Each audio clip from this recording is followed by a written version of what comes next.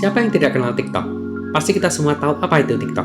Tapi bagaimana kalau TikTok di-banned di dunia? Apa yang akan terjadi? Bukan hanya anak milenium saja, bahkan sekarang orang tua yang berumur 60 atau 70-an juga gemar melihat bahkan membuat TikTok. Melihat TikTok, mungkin kamu berpikir kamu sedang melihat TikTok, tetapi kenyataannya TikToklah yang sedang melihatmu. Tentu sesuatu yang menarik juga harus dibayar dengan harga yang sesuai juga. I see you. Privasi kita adalah harga yang dibayar untuk TikTok. Lalu bagaimana bila aplikasi TikTok ini dihilangkan selamanya? Apa yang akan terjadi? Kali ini 1 menit akan mengajak kalian untuk membayangkan bagaimana jika TikTok dihilangkan dari media sosial. Apakah itu akan menjadi masalah? TikTok sudah mengambil hampir seluruh smartphone di seluruh dunia. Tentu smartphone saya juga ada TikTok. Ayolah, siapa yang tidak mau install TikTok di era sekarang ini? TikTok sudah berkembang sangat besar dan sangat cepat. Hanya dalam waktu 4 tahun, TikTok sudah memiliki pengguna lebih dari 5 miliar orang. Sebagai bayangan, data sensus dunia mengatakan dunia kita pada tahun 2022 memiliki populasi sebanyak 7,8 miliar. Jadi kita bisa katakan hampir setengah dari populasi dunia menggunakan TikTok. TikTok dimulai dari lip sync, sharing video, menari di depan kamera, vlog, dan masih banyak lagi.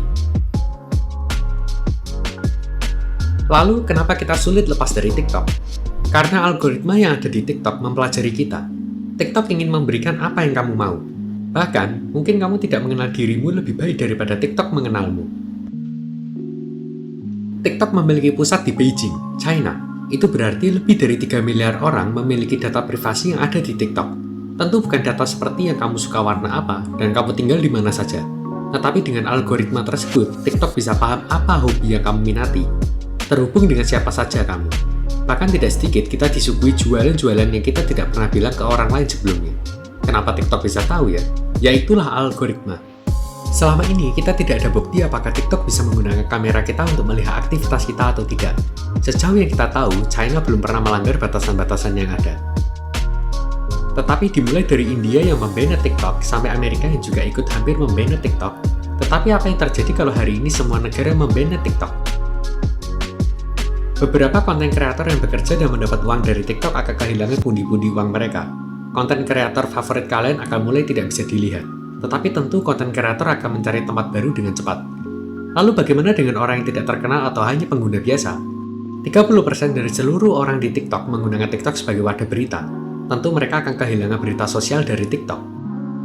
Karena TikTok bukan hanya tempat random yang tergabung bersama, tetapi TikTok merupakan komunitas online yang membagi ilmu, life hack, hiburan, dan banyak hal-hal lainnya. Algoritma di TikTok memberikan kita dopamin terus-menerus. Pada tahun 2021, neurologis melihat bahwa ada sindrom Tourette pada beberapa remaja wanita, seperti membuat suara atau gerakan yang mereka sendiri tidak bisa kendalikan. Padahal sebenarnya mereka tidak punya penyakit itu sebelumnya. Lalu kenapa bisa begitu? Karena mereka kena penyakit sosial, di mana sekumpulan orang sering melihat video akan suatu simptom, dan mereka percaya bahwa mereka juga memiliki sindrom tersebut. Mungkin seperti bipolar yang ramai dibicarakan akhir-akhir ini. Jadi, bahkan algoritma TikTok bisa mengubah seseorang dan mempengaruhi pikiran dan badan mereka. Beberapa orang akan mengalami peningkatan mental health ketika berhenti menggunakan TikTok. Bahkan ada suatu larangan hukum di Amerika dalam menggunakan beberapa aplikasi. Tentu ketika TikTok di-banned itu tidak menyelesaikan apapun. Karena orang masih bisa mengakses TikTok melalui VPN. Tentu semua hal yang kelebihan tidak baik. Tentu ketika semua dikurangi juga tidak baik. Alangkah baiknya kita bisa menggunakan media sosial untuk sesuatu yang berguna, seperti mencari berita, belajar sesuatu, belajar masak, dan lain halnya. Mencari hiburan di TikTok tentu juga boleh, tetapi ada kalanya kita harus menghabiskan waktu untuk keluarga kita. Sekian info dari 1 menit. Kalau informasinya berguna, bisa komen, like, dan subscribe.